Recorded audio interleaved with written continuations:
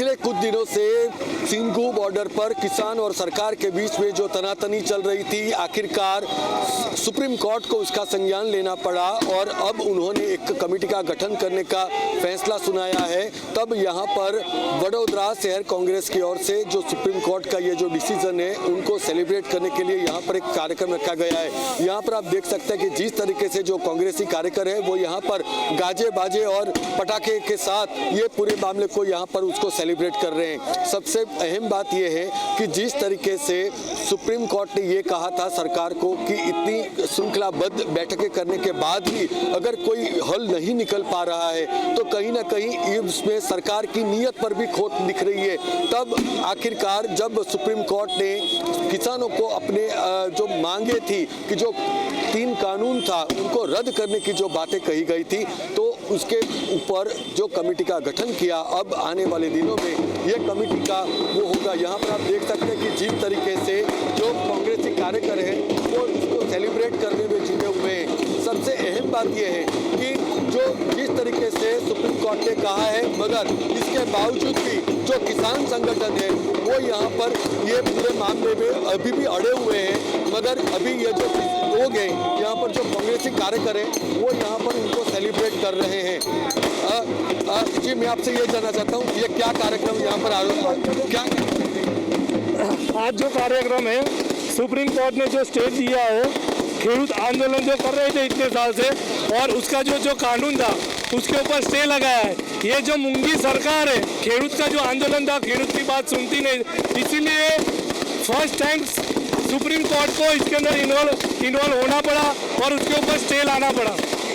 तो यहाँ पर जो कांग्रेसी कार्यकर हैं वो कहीं ना कहीं जो सुप्रीम कोर्ट का ये जो डिसीजन है उनको यहाँ पर वेलकम कर रहे हैं। यहाँ पर कुछ महिला कार्यकर भी मौजूद है।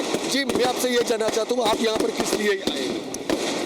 आज किसान के हक में जो कायदा जो फैसला सुनाया गया है उसी की खुशी के लिए हम लोग ने आज कार्यक्रम रखा है। हमको खुशी है कि किसान के साथ में इंसाफ हुआ है। मगर जो सुप्रीम कोर्ट ने जो कमेटी का गठन किया वो तो कांग्रेस पार्टी जो भी कुछ कह रही है मगर किसान तो अभी भी अपनी मांगे पर अड़े हुए हैं।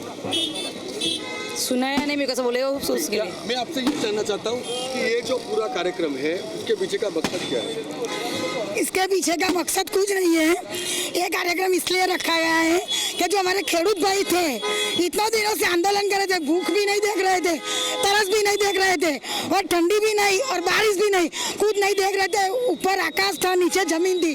उसने वो बिना सोचे समझे बस अपना जो मांग था वो पूरा करने के लिए बैठे थे और सरकार ने उसका मान रखा है। इस खुशी के लिए हम आज ये फटाखड़ा फोड़ के हम आनंद मनाते हैं। जी तो यहाँ पर जिस तरीके से जो कांग्रेसी कार्यकर हैं उन्होंने किसानों के साथ अपनी जो मांगे थी उनको कंधे से कंधा मिलाकर उनके साथ देने का फैसला किया है। मैं आपसे ये जानना चाहता हूँ ये जिस तरीके से जो कार्यक्रम है तो मगर अभी भी किसान अपनी मांग पर अड़े हुए हैं तो उसके बारे में आप क्या? घना अंधेरा था, आशा की एक किरण उसमें से उत्पन्न हुई है। आज जो एक सरकार रची है सेंट्रल में वो कहीं ना कहीं तौर पे किसानों की बातें नहीं सुन रही थी। आज इतने बड़ी तादाद में किसान डटे हुए हैं अपनी मांगों के लेकर। किसान को अपना हित पता चलता है, उसकी बजाय उद्योगपतियों के हित को ख्याल में रखकर ये जो कानून बनाए गए थे। आज इंसाफ जिंदा है, उस तरह की मिसाल चीफ जस्टिस बोबड़े साहब ने दी है। और ये जो एक स्टे दिया है इंटरिम स्टे, किसानों की मांग यही है कानून रद्द होना चाहिए, कांग्रेस की भी यही मांग है ये कानून रद्द होना चाहिए। पर एक आशा की किरण निकली है।